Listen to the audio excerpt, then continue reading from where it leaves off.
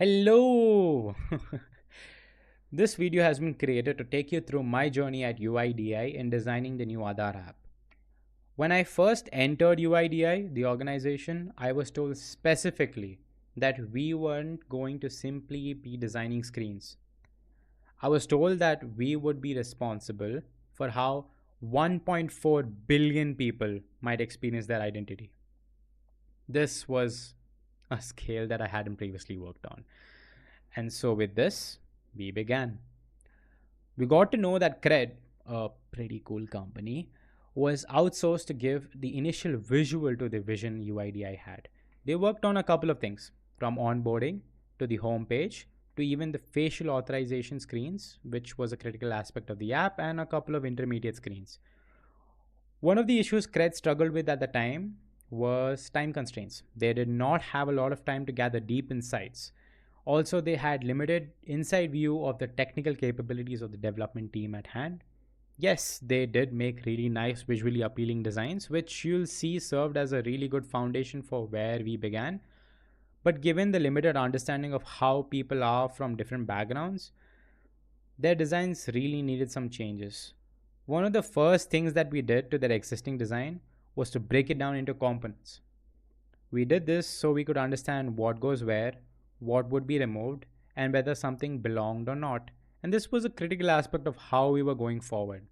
And an example of why this was important, when we put things side by side, we could see how the design had a lot of inconsistencies. Their icon language was quite scattered, and one of the first steps we took was to create an icon family that was very cohesive.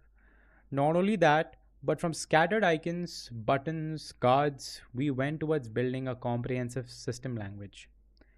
Another thing we looked into was exploring various color options.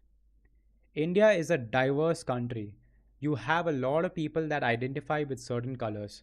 And so we had to choose colors that were personal, that people feel identifiable under Aadhaar, and it shouldn't feel like any other app.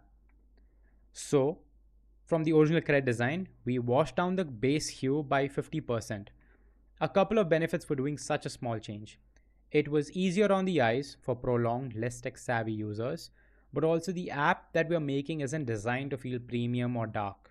It has to feel public, it has to feel accessible. When we bring the app closer to neutrality, there is less visual bias, hence more inclusive.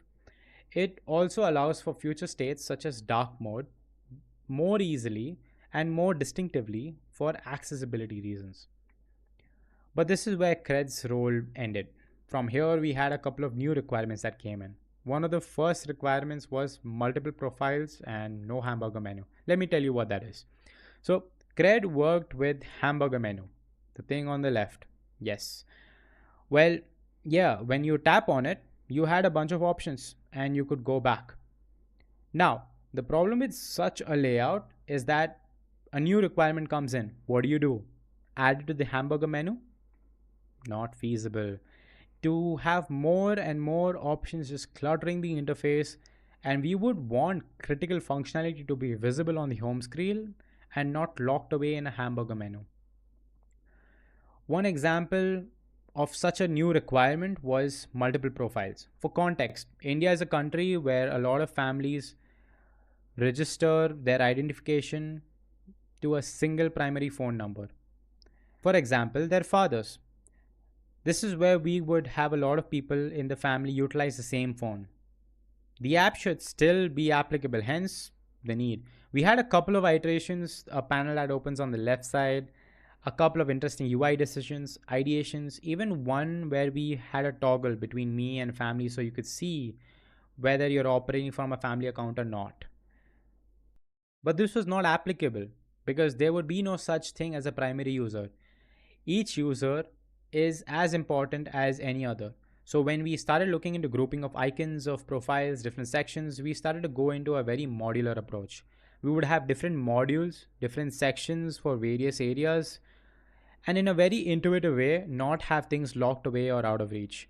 This was one of the wireframes that discusses how the various sections would be. Global controls on the top for changing things readily, such as language or notifications. Profile visible at the top so you know the user, which user is active. Any data controls near the profile or the identification, termed the ID space. And a drawer for tasks and other functionality contextual to the user. We call this the bottom sheet. And so began our journey to translate the vision into new constraints, requirements that were ever evolving. One of the first things we did from here was to create a flow for various things. We had an onboarding flow, how users would get into the app, what would be the experience like. The next was the home screen. How would various interactions on the home screen look like? The immersive view, adding a profile, and so on. Some specific iterations and considerations which I would like to highlight. One, services section. These icons that you see in the middle, we needed it to feel cohesive while still being part of the app. We had a couple of iterations in this space, but we finally settled on one. This felt like pretty much part of our application. The services section wasn't something that was being developed in the first development cycle, but we needed a vision. It was predicted that it would be one of the most used sections, so it had to be readily available. So if we had to add something, it was to be there. The next was verifier and authentication history. These two sections allowed users to see who accessed their data, who has requested information, and whom they've granted access to or authenticated with. This was the same information presented in two different ways for agency of the users. The next was ID controls. Now, ID controls are really important. These were essentially critical controls that would be performed by the user on their data regarding their identity. We shifted from 3 buttons to 2 buttons, but one of the first problems we had here was the lack of clarity when we have multiple actions. An icon indicates something that a text indicates. And there's a dissonance that's caused by not knowing. Users, for example, felt a dissonance between what the icon represented and what the text represented, and whether these were the same thing or not. Was data masked already? Was it indicating a state? Or was it indicating an intent? We could solve this by having a very rudimentary approach, a simple checkbox, but it needed to look good in the immersive view. So, yeah, we went over a couple of iterations. While we are going over these iterations, I want to share some insights into the technical constraints. Well, modifying user preferences in the background is a very process heavy task. And if the user kept repeatedly pressing these buttons, it would cause a lot of strain in the backends. And for that reason, we also had to step away from the checkbox. And yeah, this was one of the final designs that we came to. It felt like part of the app, it felt part of the card, and it fell right into the design. Post this, we went over a couple of things that were also very new. One of the things that we went over was the bottom sheet. I've already told you about this, a space for all essential things related to the user. The bottom sheet had two critical actions, which one was share ID and scan QR. Let's go over scan QR first. This was a scanner with a contextual button.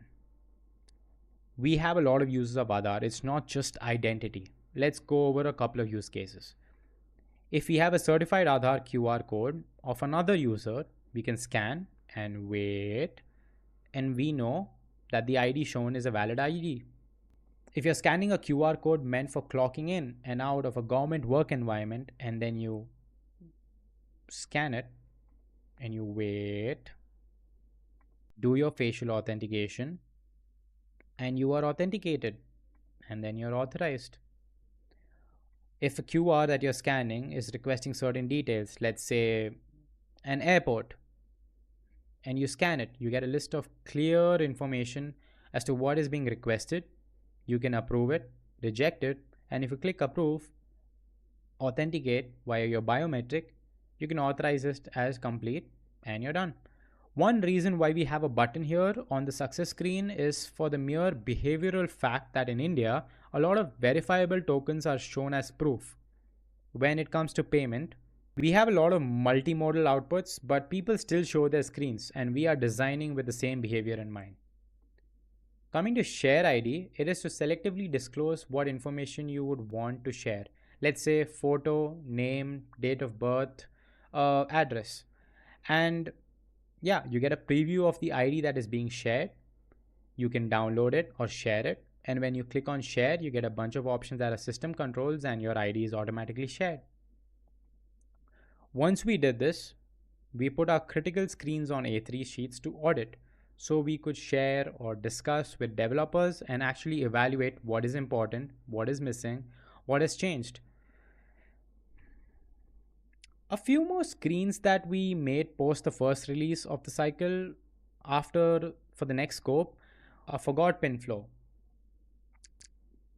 to changing the login sequence. This was interesting. We got feedback asking, why am I seeing a QR code when I open the app first? It was really interesting and an insightful point. So we just simply changed the animation sequence. Now, when you first log into the app, you see your ID first and then it goes into the sleeve. And the last thing was privacy settings. This bounced around multiple areas based on the development feasibility, but it landed finally into the bottom sheet as it was very critical. Keep in mind, these later changes were possible because we designed the app to be modular from the get go. This was a brief essence of what the core app is, but there is more. One of the cool things that we were working on was creating a design system from scratch. We called it the Nirman Design System. Once we set the base, we worked on it on the side. It essentially is a document that has foundational elements like typography, colors, motion, and various other components. They are reusable and can be utilized in a lot of places, not just the app, but also the application or in the ecosystem of applications. We did this to have a cohesive design language in the future. One example of our Nirman design system was the internal application that was being developed to utilize the back camera for certain accessibility reasons. And yeah, it uses the same components from elements from the design system. And by simply changing the colors, it remains distinct enough while remaining still part of the shade identity. There's much more to this, but this summarizes most of the work that was done at UIDI. I always say this, our role was small, but we did things with the user in mind. I hope you liked it, and thank you for watching till the end.